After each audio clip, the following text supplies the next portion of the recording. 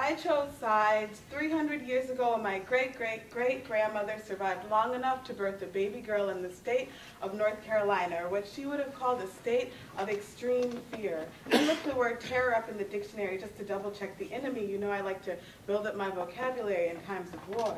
The first definition read, a state of extreme fear. So many people I know would call that the American state. We chose sides when they taught us to expect to die before our mothers. But now the declaration of war is official, as if all these centuries of our survival were just practice, and the words they have fired against us for so many years are being reinvented to define those who know God by another name. Terrorists, they are lying, and I'm getting confused because the dictionary they wrote defines terrorism as the systematic use of terror, especially as a means of coercion. We are frightened for our lives and at a high risk of losing them. And when the president delivers the State of the Union of fear and power, we recognize terrorism in the way we have known it. Don't believe the evening news.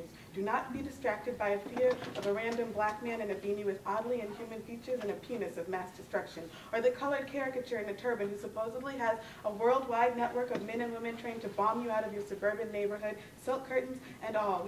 They would have you believe that when they drop a bomb on an entire city block in Philadelphia or Baghdad, it is for your protection. Who should you really be afraid of? Who lives in a state of extreme fear? Do not believe the textbooks. In school, they taught me to speak just enough to prove that I could speak at all, but not enough to make them fear my attitude. In school, they taught me that the center of intelligence is an agency that would kill us in our beds for any or no reason at all. We were raised knowing that they have a million ways to undercut our uprising, all these years of losing everything in a war undeclared.